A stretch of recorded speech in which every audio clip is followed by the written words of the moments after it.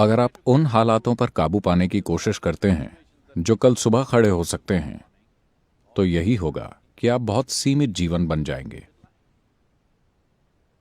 आप दुनिया में जाकर सिर्फ तभी वो सब करेंगे जो करना जरूरी है जब आपको पक्का विश्वास होगा कि परिस्थिति चाहे जैसी भी हो, आप खुद को नहीं खोएंगे। तभी आप पूरे कदम उठाएंगे, वरना आप आधे कदम ही उठाएंगे। ज्यादातर इंसान दुख के डर से आधे कदम उठाते हैं। अगर ये हुआ तो मेरा क्या होगा, अगर वो हुआ तो मेरा क्या होगा। अगर आप अपने भीतर अच्छे से संभले हुए हैं, आपको अपने विचारों को संभालना आता है, अपनी भावनाओं, अपने शरीर, अपनी केमिस्ट्री, अपनी ऊर्जा को संभालना आता है, अगर आपको इन सभी को संभालना आता है, तो अगर आप नर्क में भी चले जाएं तो क्या फर्क पड़ेगा। अगर आप व्यवस्थित हैं, अगर आपके अंदर ही स्वर्ग है, तो आप कहीं भी जाएं क्या फर्क पड़ेगा। जाने के लिए नर्क भी एक मजेदार जगह होगी। लेकिन अगर आप अव्यवस्थित हैं, तो आप हमेशा एक अच्छी जगह होना चाहेंगे।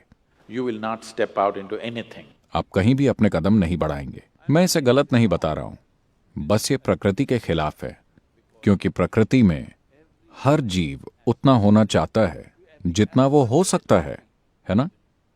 ये हर जीव की स्वाभाविक चाहत है। ये कोई सिद्धांत या विचारधारा नहीं है कि आपको ये या वो करना चाहिए। हर जीव के लिए ये कुदरती और सहज है कि वो जितना हो सके उतना करेगा।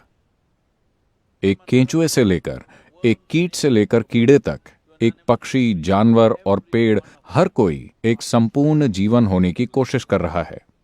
अगर आप सिर्फ दुख के डर से इसके खिलाफ जाते हैं, तो मनुष्य होने की प्रकृति को खोजने की सारी संभावनाएं, इंसान होने की जबरदस्त विशालता पूरी मानवता पर बस बर्बाद हो जाएगी। आजकल आप ये हर जगह देख सकते हैं। जब लोग कहते हैं मैं तो बस इंसान हूं, वो इंसान होने की सीमाओं की बात करते हैं, वो इंसान होने की संभावनाओं की बात नहीं करते, है ना?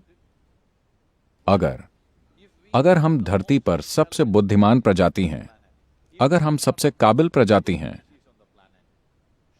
तो हमें अपनी संभावनाओं की बात करनी चाहिए या अपनी सीमाओं की बात करनी चाहिए?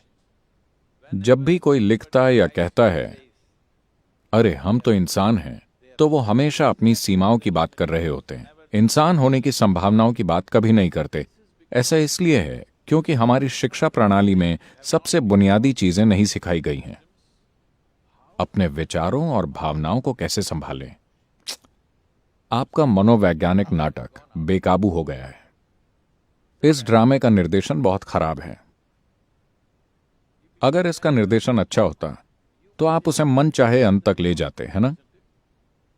क्योंकि इस ड्रामे का निर्देशन बुरा है तो कोई भी इसका चार्ज ले लेता है। आपके मनोवैज्ञानिक ड्रामे का निर्देशक कौन है? कोई भी, है ना? कोई भी इसे एक ट्रेजेडी बना सकता है। लोगों ने अपने विचार और भावनाओं को भी संभालना इसलिए नहीं सीखा है क्योंकि 10 साल के होते होते आपको ये सीख लेना चाहिए था। 60 की उम्र में भी लोग नहीं जानते कि अपने विचार और भावनाओं को कैसे संभालें। वो अपना जीवन भूत की तरह जीते हैं। उन्हें किसी की मदद की जरूरत नहीं है। वो खुद ही लगातार अपने लिए दुख पैदा कर सकते हैं। अब मान लीजिए आपके पास सामान्य हाथ हैं, पर आपको उनका इस्तेमाल करना नहीं आता, तो आप खुद को क्या कहेंगे? नहीं, आप खुद को बताइए, मुझे मत बताइए, ठीक है? वो शब्द जो भी है, अगर आपके पास सामान्य दिमागी क्षमता है और आपको उसका इस्तेमाल करना नहीं आता, तो इसका मतलब भी वही है, हाँ या ना? दोनों चीजें एक समान हैं या नहीं? सामान्य हाथ न होने पर आप उनका इस्तेमाल नहीं कर पा रहे तो बात अलग है, हम आपको करुणा से देखेंगे।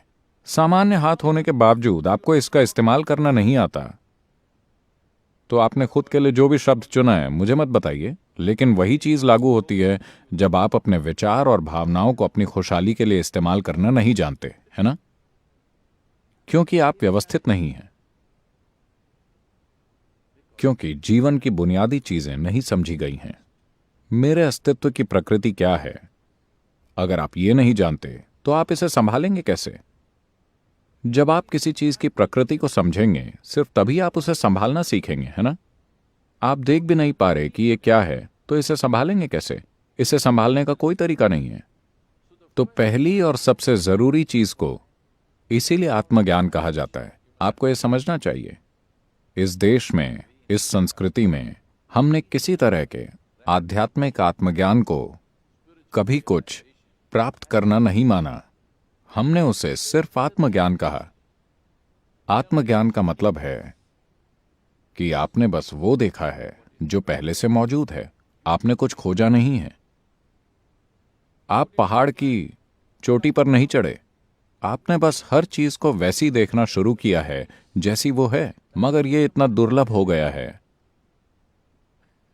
कि उसे बहुत कीमती माना जा रहा है। 3 दिन पहले जब मैं केरल में था, किसी ने मुझसे पूछा, सद्गुरु ऐसा लगता है कि आप हर चीज जानते हैं। मैंने कहा, देखिए, मैं सिर्फ एक चीज जानता हूं।